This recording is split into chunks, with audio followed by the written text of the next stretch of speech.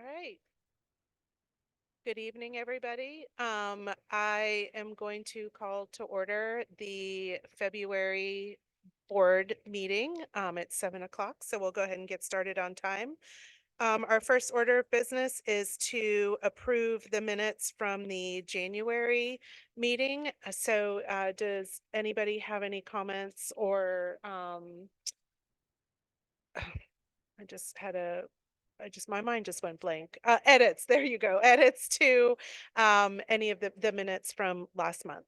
Just a very simple one. Okay. Keep on catching Gray's name. It says Gary. We will make sure. I thought I was so sure I fixed that. I'm sorry, guys. I must not have saved. We'll get you. That's okay, Elizabeth. We forgive you. Yeah. All right. Well, if that is the only edit, then I will deem the board minutes approved by unanimous consent. Our next up on the agenda is our support group updates. We'll start first with our PTO. I believe we have Ms. Shield on the line, so if you could unmute, Kim.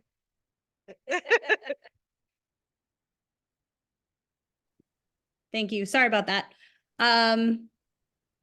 Yes, as Amy just said, I'm Kim Shield, and here tonight with our PTO update.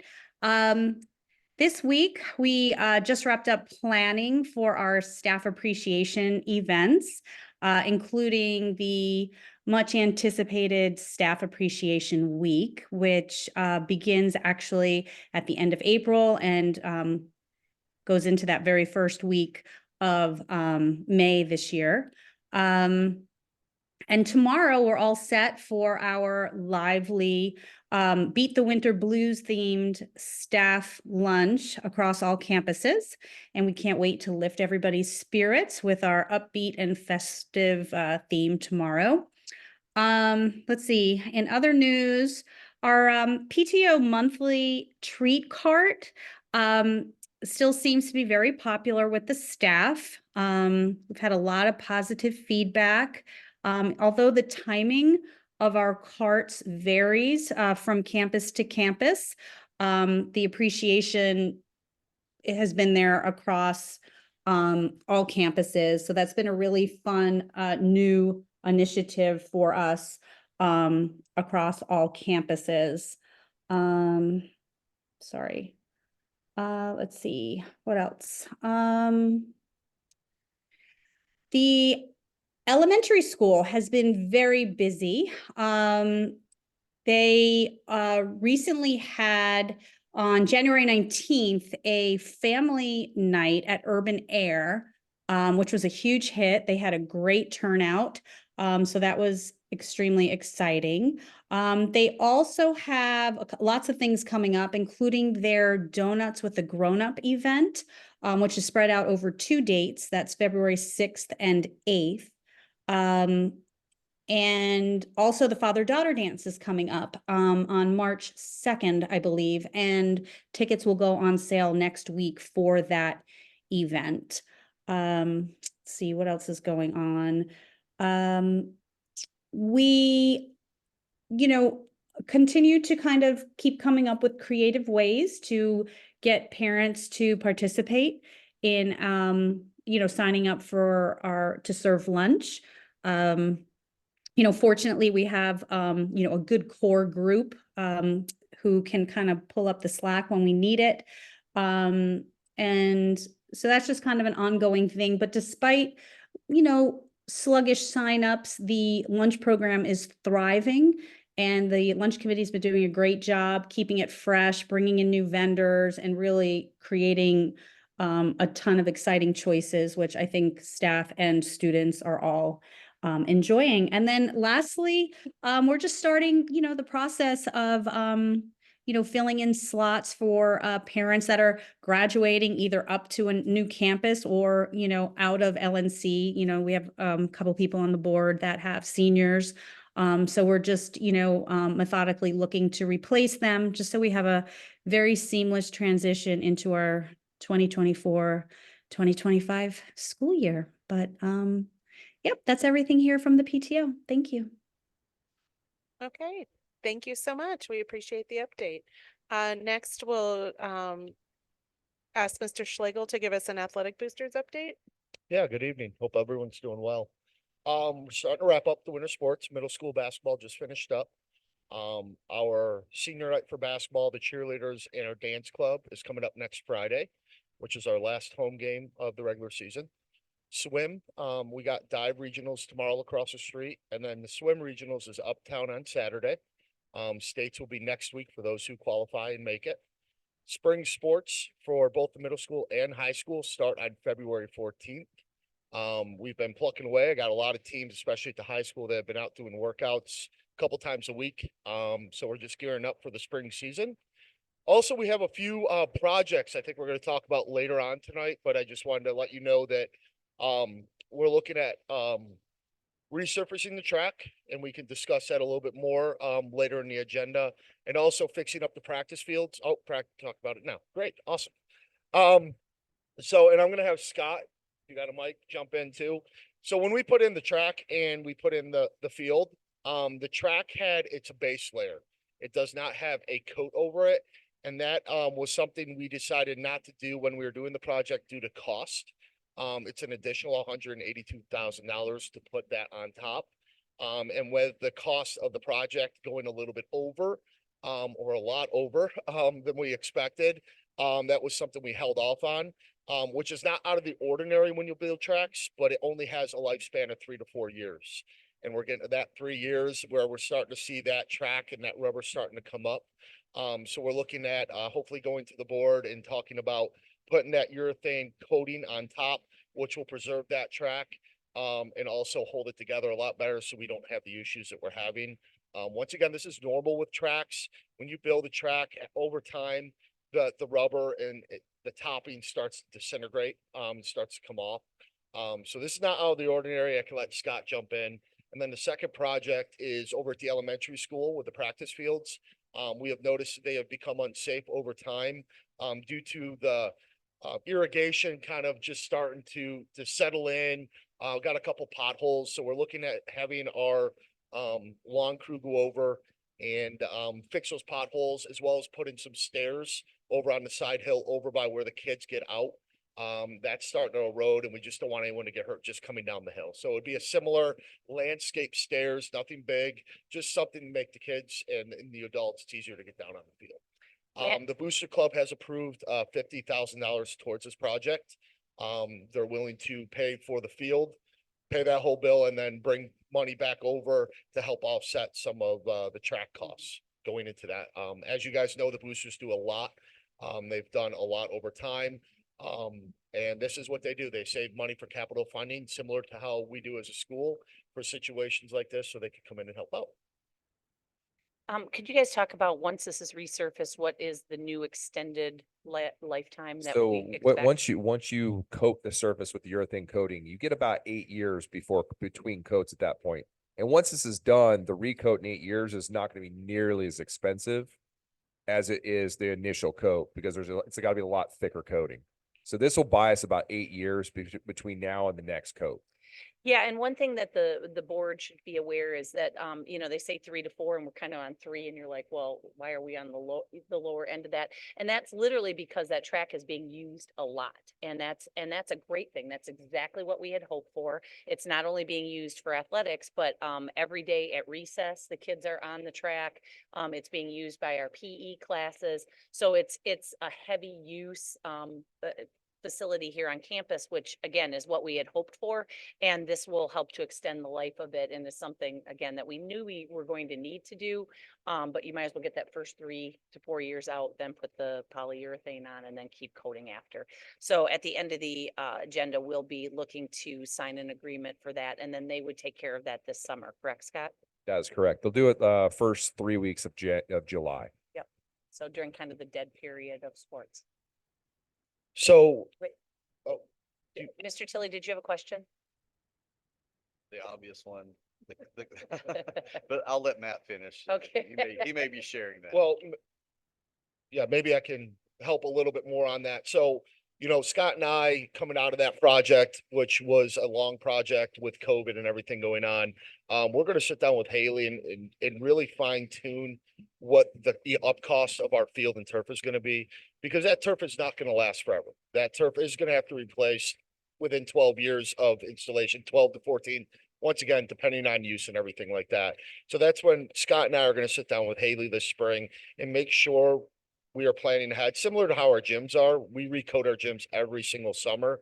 We got to make sure that we're setting aside and doing the right things to maintain so that someday we don't have to we wait too long and we have to spend more money to replace it. So that's something, once again, we're going to sit down and look at the big picture, not only on this campus, the elementary school, what is the upkeep, what is it maintained, and what does the future look like?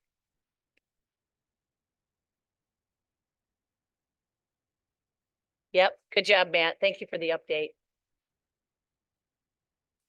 Okay, we'll move on to the next item on the agenda is our state school report. And before I kick it over to Ms. Stein, I'm going to ask Ms. Chapman to introduce one of our very special student speakers tonight. Yeah, so we're really excited to have a student speaker this evening, and I just wanted to kind of set the stage for this. When the IDENA committee meeting was looking at goals for this year, one of the things that we wanted to focus on was peer-to-peer awareness, relationships. And what came to mind was an individual that has been doing this work over the past years. He has created programs, workshops, gone from being a senior in high school to working with elementary school teachers, students and teachers, and also middle school. And so what we thought would be really a great celebration of not only him and all the work that he's done, but really for him to share with everybody what IDENA means to him, what he sees, you know, it has an impact on other students across all different schools, all 3 schools. He also has created something that he's going to share that's new, that he's looking forward to doing in the high school. So with that being said, I'd like to introduce Ty Steffen. He's a senior. We are going to be sad to see him go, but we know he's going to leave a legacy that will be continued on. So if everyone could please welcome Ty.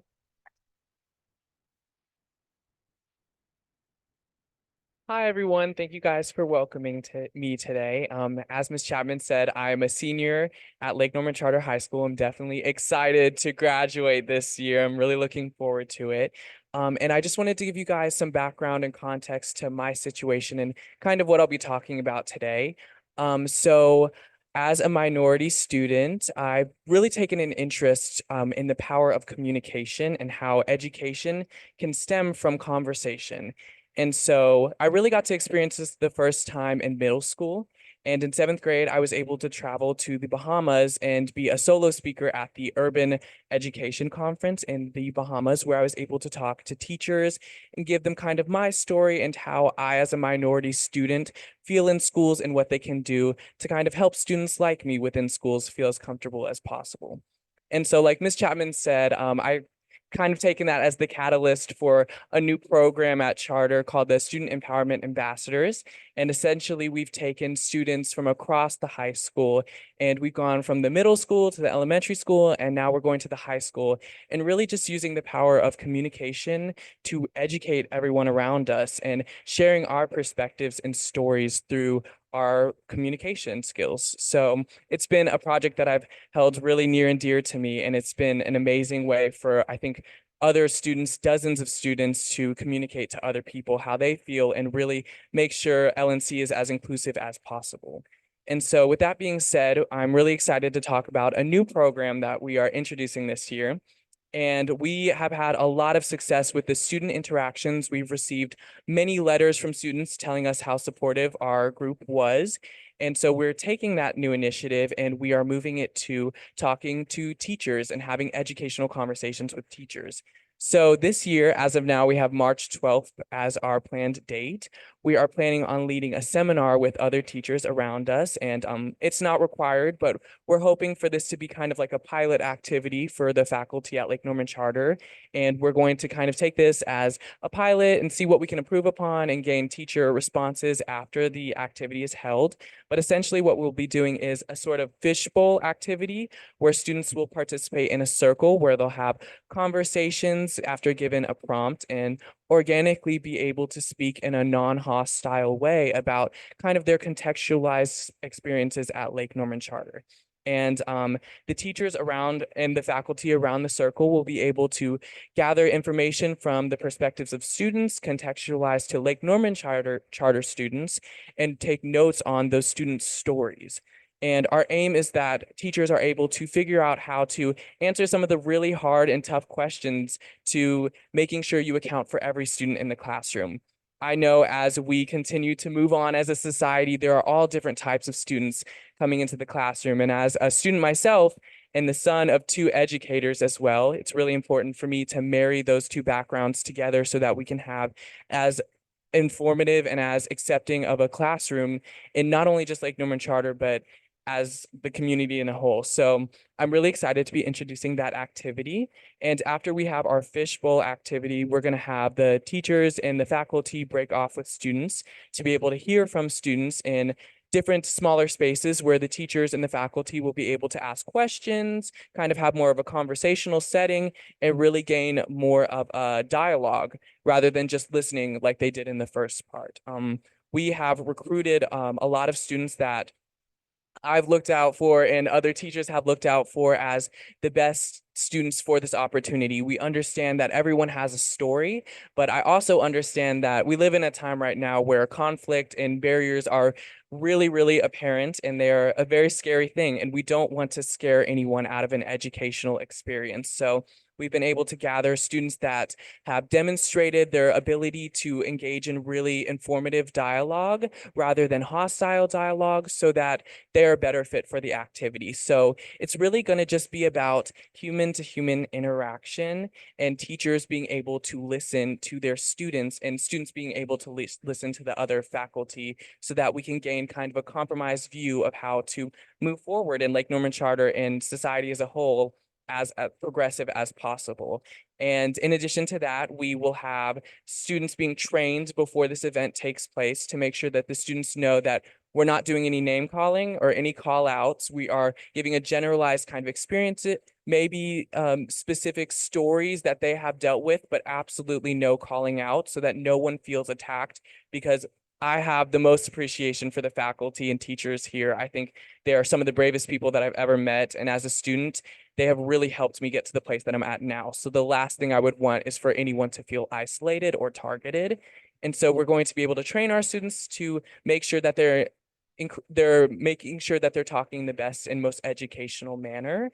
And we're really just hoping that teachers can kind of gain a better view and feel like they have access to the resources from students to make sure that they can continue to cultivate accepting classrooms while staying within the bounds of the law and while making sure that all students are accounted for in the classroom.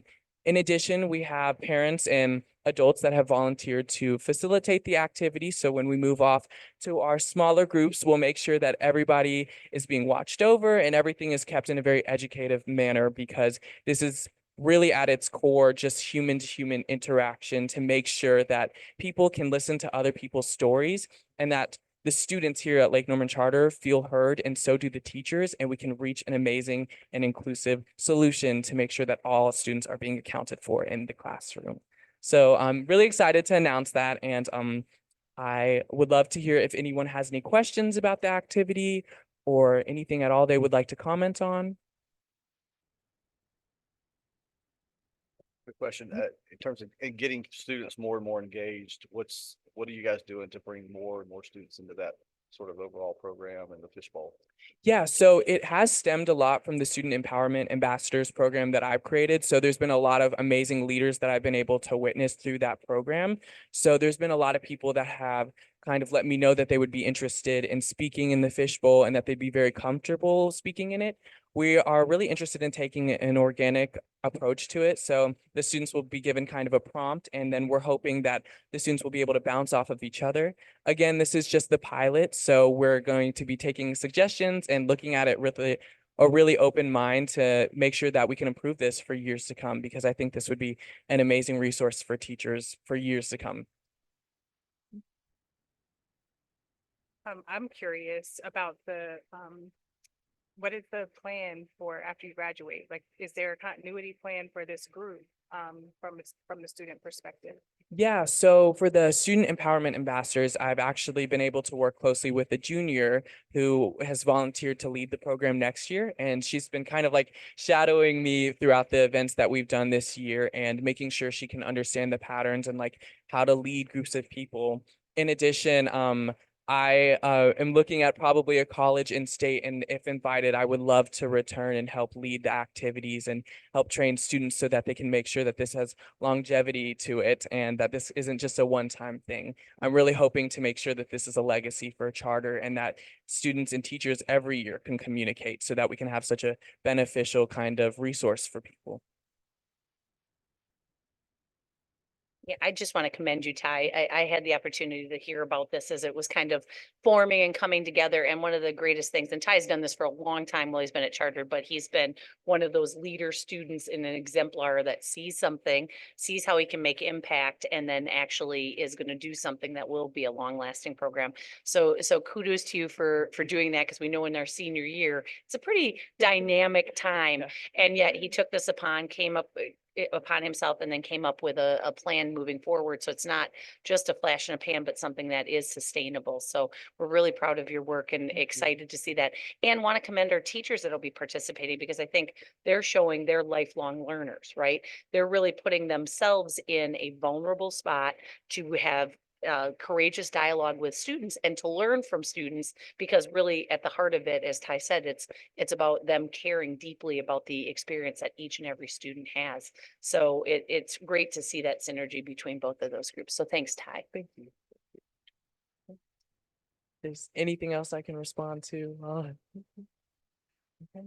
Well, thank you. Thank you guys for listening. All right, so that's a tough act to follow. So first of all, but I'll try to follow it with something more student driven again. I want to commend our third grade class. We were featured. This is Miss McKay's class. They're participating in a Read Bowl challenge, which is a nationwide challenge. And this was actually featured as a story in the Office of Early Learning, which is a DPI newsletter. And our students are really doing very well in this program. So this is the same group that was also excelling in math that I spoke about last time. So they're trying some really cool new stuff, and it's been fun to see them really embracing the different academic competitions.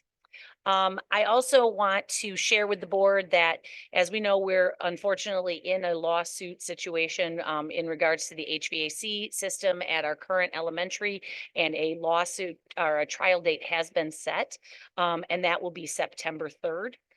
So I'll continue to keep the board abreast of what the plans are with that, but our hope is that we continue to work towards resolution. So maybe there'll be that before the trial date, but if not, that's marked in my calendar. So Scott and I are ready to go. Lottery just completed yesterday, and that's always a fun time, because it's exciting to see the different families that are interested in potentially becoming LNC families. And I'm happy to report that our final number was 6,675. And before you even ask, that is last year's number was 6,083.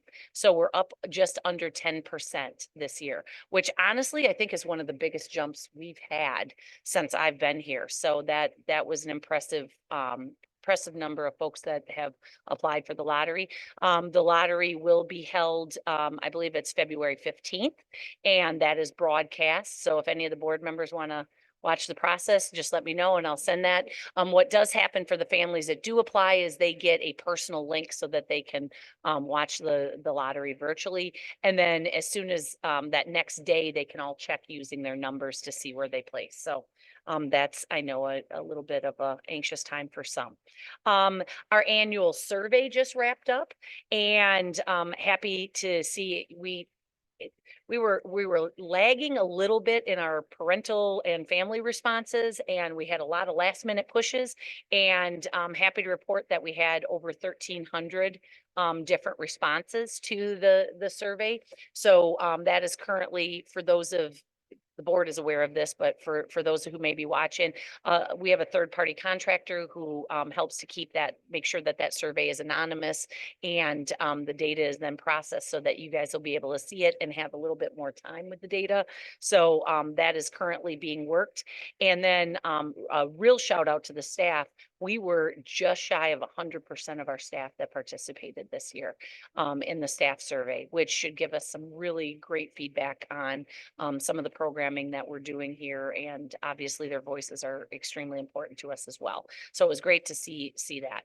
I do want to give a shout out to Dr. Graham and to Haley. We just finished our ESSER audit, which is the federal grant that was given to schools to help with learning loss and recovery after post-COVID.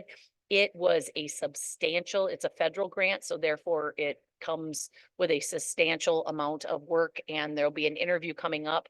And both of them have done such a phenomenal job with the help of the principals in collecting the necessary data. I feel confident we will do really well. And we also just got our notification today that we remain a investor grade charter school, which is not easy to do. So that was good. And you know, it's something we're not sure as we move into further debt if we will still have to continue to go through that process, but it's nice to know that that's recognized. And then lastly, I just want to make sure that the board and anybody else is listening mark their calendars for two big upcoming events, which are all LNC. The first one is March 15th, which is the Night of Shenanigans. More to come from Sarah on that, unless what? Oh, sorry, March 16th, correction, March 16th, Night of Shenanigans. There'll be a lot of stuff that comes out about that, and Sarah can speak to that in some detail at our March board meeting. But that'll be, if you've ever went to any of the other events that were thrown by her and the parent team and communications team, they're a lot of fun. So that'll be at Rural Hill on March 16th. And then on March 22nd, it is LNC Family Fun Night, which is going to be like mini Silverbration. So that would be that night that we had the 25 hours. The night leading up to it was a Friday night, food trucks, games on the field, lots of families, especially our younger families, were able to come out and just enjoy each other's company. So that'll be on March 22nd. So both of those should be fun community-wide events, just so that everybody is aware. And that is all I have. Okay, thank you so much. We're gonna move on to our strategic committee updates. We'll start with Ms. Chapman and IDEA.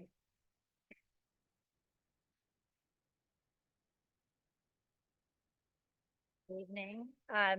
So we're going to start out with our January report, and January was Mental Health Awareness Month. So I wanted to give a shout out to all of our counselors at LNC, Miss Crane in the elementary school, Miss Bish and Miss Hayes in the middle school, Miss Van Buren, Mr. Porter, Miss Casillas, and also Dr. Graham, who also supports all three schools, to thank them for their support of our students' mental health, because, you know, as we know, that's a big issue. And so for us to build awareness around this is really important.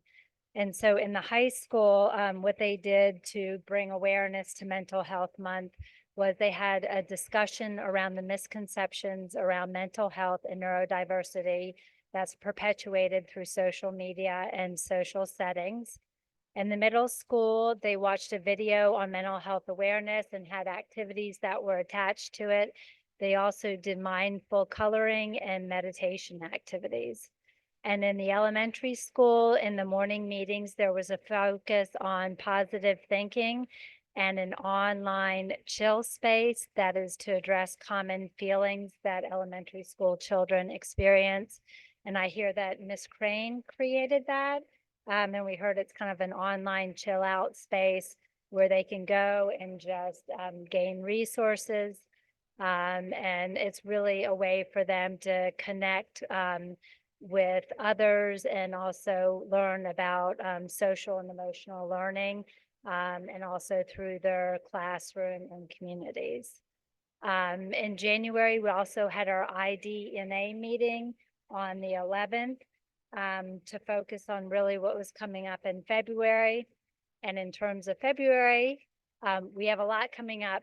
We are going to be doing our modules during nighttime. And we have for 9th grade, we'll be doing microaggressions. For 10th grade, introduction to IDENA. And 11th and 12th grade, an introduction to conscious and unconscious bias, recognizing bias and its consequences, and overcoming bias through awareness and action. And I think the dates we had for that were February 14th, February 21st, and February 28th. Also in February, it is Black History Month.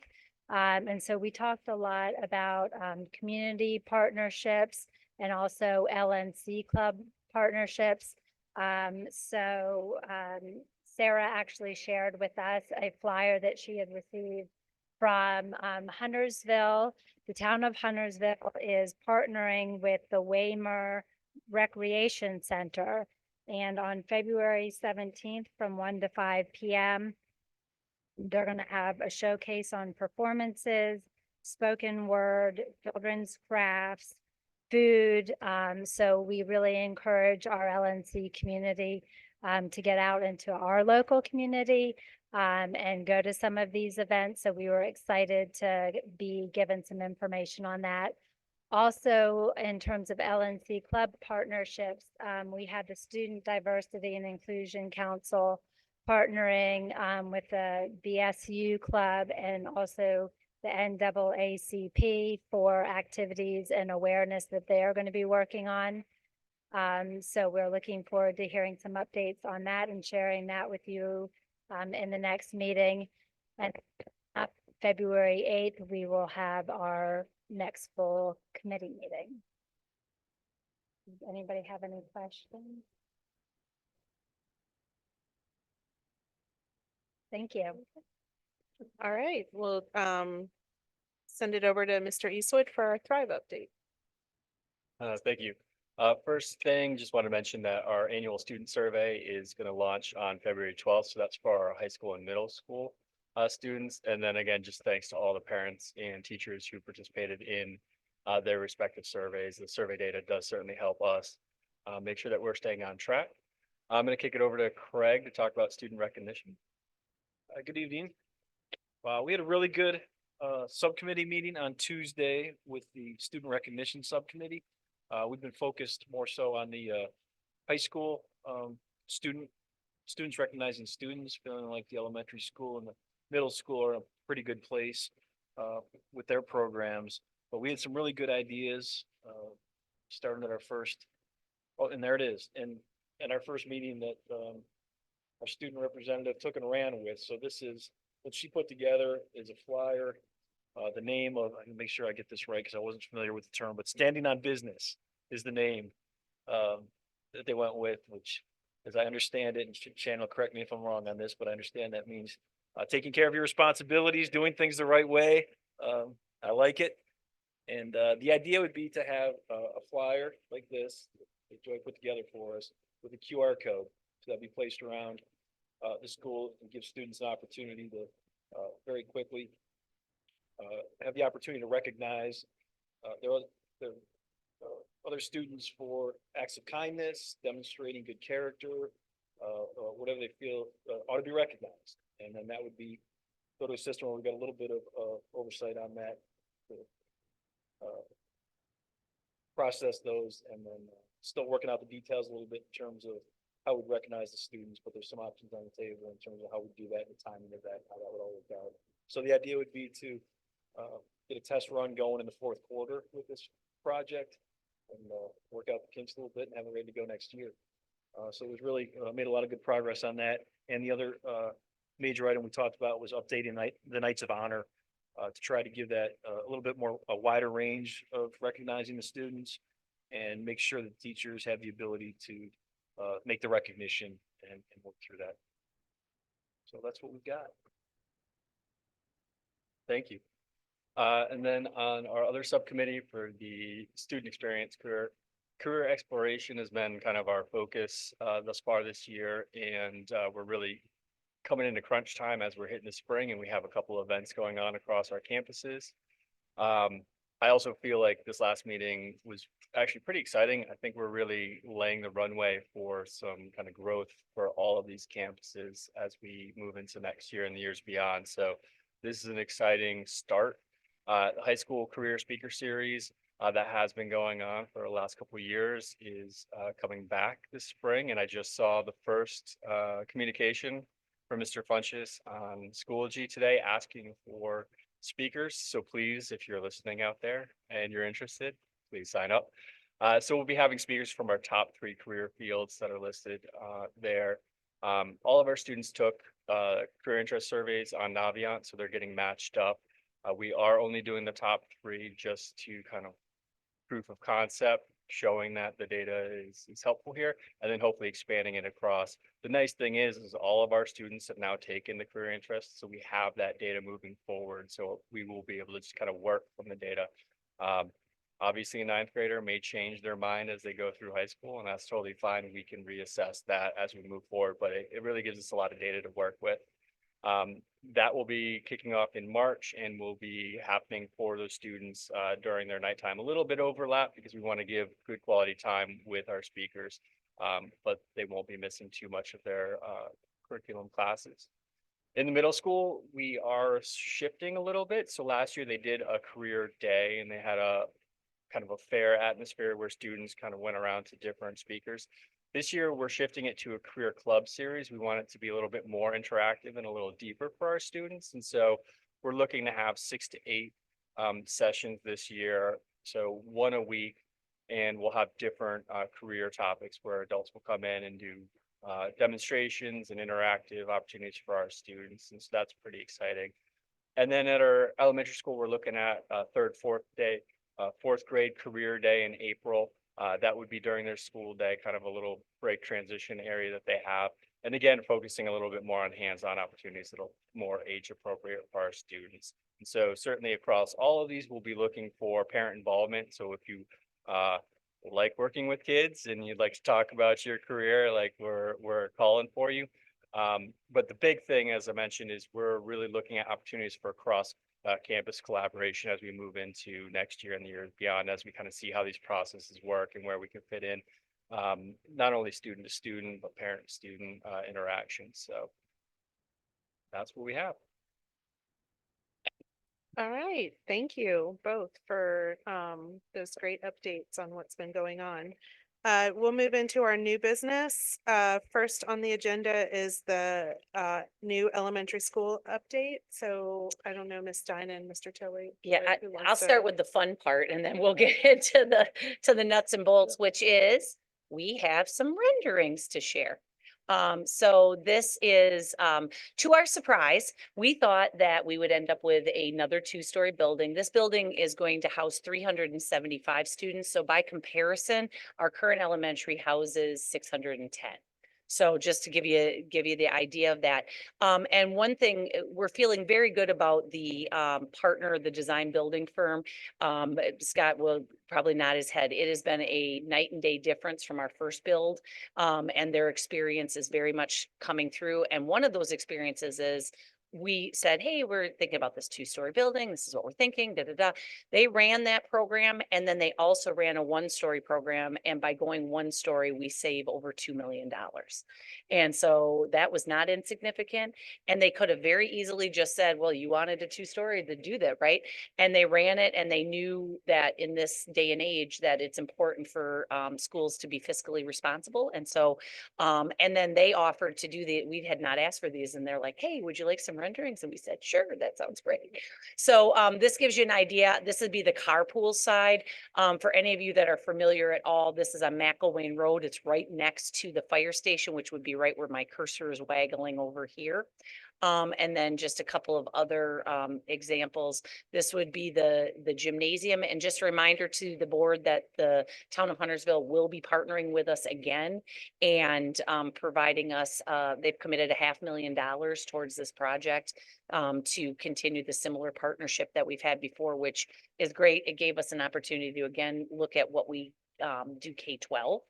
So that's nice. And we've talked about, again, since the fire station is right next door, we've talked about expanding our partnership.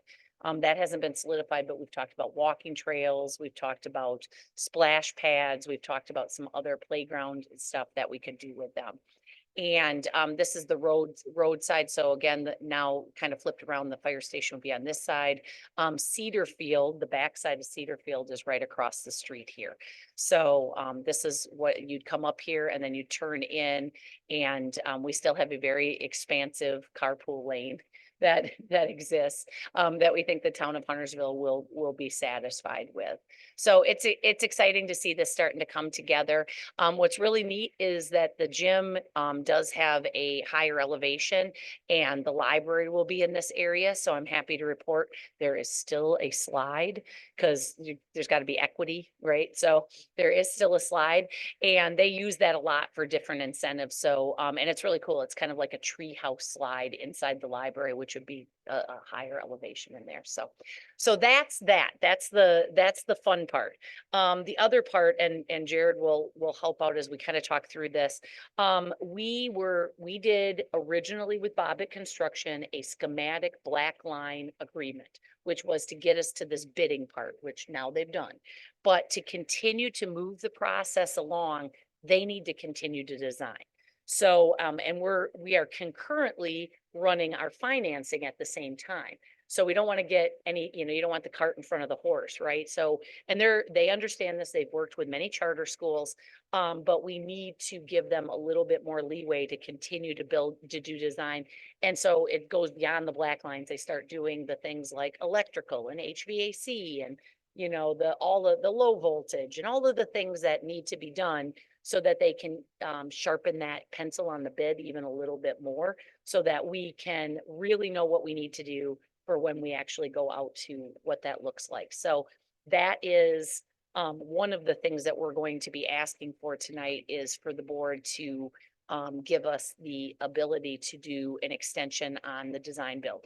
The good news is we've already budgeted for it. You as a board have already approved the amount. This is an extension of contract, so we need your approval on that. And then I don't think I'm qualified for underwriter, so I'm gonna either leave that to Jared or to Haley to explain. So one thing I will say is I've learned through the first process, there's a lot of specialty people that come into play when you're dealing with this, from architects to builders to underwriters to bond counsel to investor counsel to you name it. And we got to have people in all of those seats to make this work right. And one was our financial advisor, which is helping us to plan for this investment. But then another one is an underwriter. So who would like Yeah, to? I could take a crack at it. Okay. And Haley can fill in the blanks here, but I mean, really to take the rendering to reality, right? There's some other steps we need to take. Obviously Shannon talked about Bob and how we want to continue the momentum there. We'll have to come back on a board vote there, because there's an addendum that will need to be signed, because it's an expansion or an addition to what we currently have. And we did approve sort of the expense side of it. We have a not to exceed there, but because it's an addition, we'll need a board vote. So that's kind of like matter one that Shannon talked about. Matter two is, right, we have our advisors, choice advisors who are consulting with us. The next step in the process is we need underwriting, right, in order to get the financing. And so we need to engage a partner to help us with the underwriting before we can get to the financing. So what Haley and I think, Shannon were involved in is a kind of a bidding process to go out to the market to see what's out there. We had some relationships that were already established. And based on that sort of selection criteria, selection process, what we do, I like to do is go with PNC. That's going to be our recommendation. The capital market side, we're already working with the investment side. Is the elementary school investment. So it's sort of a partnership there. And we think there's a relationship we can continue to build with PNC. But essentially what that would do is it would give them, we would engage them to basically become our underwriter for financing the acquisition, the development, and the construction of the elementary school. And so from there, we can start to really work on the financing and make this, rendering a reality. So what we're looking for from the board, and maybe we do this first to kind of clear this one, is looking for a vote to move towards PNC as our, on the capital market side, as our underwriters. If you want to hear a little bit more about the selection process that we went through to get there, I think Haley can give you a little bit more color on that. But that's what we need to vote on tonight as matter number one. Jared, what is like in the agreement that we would be entering in with them? Like, what is the cost of that? Yep. So we did negotiate with them. Haley, I'll let you. You're the winner, the one that really did the negotiating. So I'll let her kind of share that. So the way the fee is structured, we were able to get PNC down to $7.50 per $1,000. So based upon the scope of the financing, we're looking at a fee of around $187,000. But that would be rolled into the financing. It would be part of the closing. And that was competitive based on. Very competitive. So they went out to Choice Advisors went out to 4 different underwriters. One did not respond, but of the 3, PNC was extremely competitive. And as part of the process, I guess we have an estimated amount of money we want to raise. Is it a best efforts financing, or are they? That's probably there's probably a lot to unpack in that question. And I don't know if tonight is the night we want to. What was the question? He's asking about the dollar value of the financing. So the total package, Greg, let me ask you this. Are you asking total package of what or are you No, asking? not necessarily, just how the underwriting agreement is Oh, okay. structured. Are they guaranteeing that they'll be able to raise a certain dollar amount? Are they Yeah. and take best efforts to Yeah, raise I the most think they can? Yeah, let me give a little color around that. So right now, the way it's looking is that we are having to currently go back to our current investor, Nuveen. So the way our covenants are written, there's an additional debt test that we are unable to meet the way that this financing is going to be structured. So we're having to go back and ask permission from them to enter into a new financing deal. The way it's looking, we think Nuveen is going to be our investor. They have first right of refusal, and we don't think they're going to pass up working with us on this deal. So that's why it's going to be a little bit difficult right now where we are to know what that would look like. In regards to PNC, they're just going to be pretty much brokering this deal for us with Nuveen, because we're going to need an underwriter for an investment this large. And one thing just for the board to know, because it's leaning towards a single investor and they have a pretty good understanding that Nuveen will probably, if the cash is available for them to pick us up, if that's the case, the underwriter fee was a little bit, they took that into consideration. So we actually saved some money. So where, the way the deal was structured, we had to go back to Nuveen. And so then my concern was, are we going to be able to leverage? Because usually when you go out to the market, you leverage different investors or banks against each other. But since Nuveen had the right of first refusal, it was like, well, hey, is that going to leverage the way we want it to? And 2 things we found out. One, Nuveen's Nuveen has been in this market. They know what's fair market value. They're very reputable. So they felt really good about that. And if there was any loss there, here's a place where we're actually making some money up because the underwriter doesn't have to do as much work because they are not having to work with several different groups. So we actually, the going market rate for this was normally, is it $10 per 100,000? Yeah.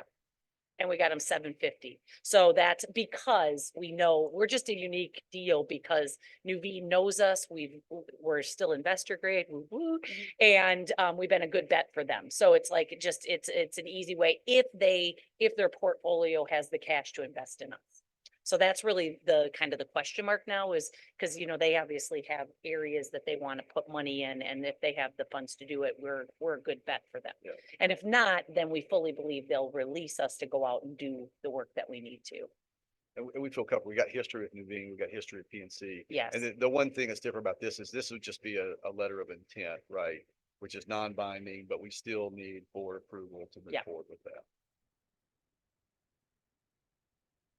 And just to add on to that, tonight we're asking if we go this way, it would be for the board chair to sign a letter of intent that's non-binding. And then we're going to work through the engagement letter and make sure that runs through our attorneys and counsel before Yep. that's signed. Kind of holds it, yeah. One more person, the bond counsel, the underwriter, all the councils. So we'll run it past all the councils and we'll bring it back. But this is just that's why it says agreement because it's a letter of intent. Sounds like a lot of attorneys to me. It's not just attorneys. It's a whole party of people when you get them together. And we're very fortunate because we've gone through this before. We know the questions to ask the people, and we really are assembling what I consider an A team of people. And it's nice when you see a group like PNC willing to negotiate with us because they want to do the deal with us too. And the really neat thing about PNC, I mean, obviously we're going to go with competitive bid, but the person who is currently would be our relationship person. One was a charter leader, sat in my role at one point, and was a board chair at one point for a charter. So they really understand that space and help when, speak the language, which is nice. And can say it in my language, which is even nicer. Okay, do we have any other questions? Because from what I'm understanding, we're gonna have two separate motions. So before we get to the motions, does anybody have any other questions that they would like answered? Okay, so I think we'll start with the underwriter letter of intent. So is there a motion to approve the board chair to sign the letter of intent with PNC to be our underwriter? Yeah, I move that we approve engaging the underwriter, PNC Capital Markets, for our underwriting. I guess it's as simple as that. Okay, is there a second? This is Nicole, second. Okay, all those in favor? Aye. Aye. Aye. Any opposed? Okay, motion carries. And then the second motion I'll entertain is to extend the design contract with Bobbitt. So is there a motion on the floor for that? I could take that one too. So I move that we allow Amy to sign an addendum with Bobbitt Construction to keep the momentum going until we secure the financing component. Okay, is there a second? Richly, I'll second. Okay, all those in favor? Aye. Aye. Aye. Any opposed? All right, motion carries. And then for our last order of business, we'll circle back to our track resurfacing agreement. I don't know who wants to take this, but I know that there's in your board packet, there's a copy of the agreement in there. And I know Mr. Schlegel had kind of teed up what we would be approving, which would be a lump sum amount, which would cover repairing and resurfacing the track and then making repairs to the practice fields at the elementary school. So I don't know if there's any other conversation that Jared, you want to have, or We don't need a budget amendment for this.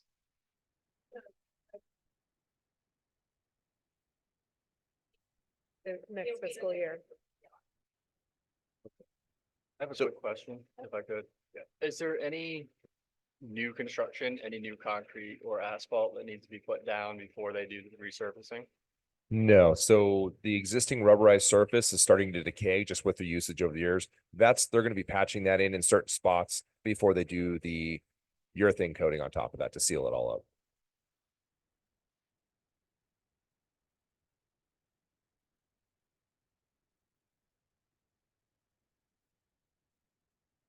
And this is like the best technology. There's no. This is pretty much the latest and greatest. Nothing but the best for Greg.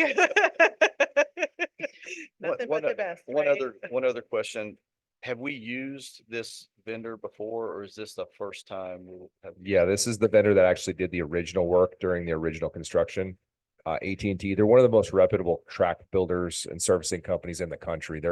They do all the large colleges, professional tracks in the country. And we bid out the original project and did all the reference checking on them, and they are very good.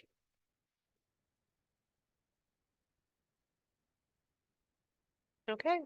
All right, if there are no other comments or questions, so it looks like the total amount of the contract is just a little bit above 182,000.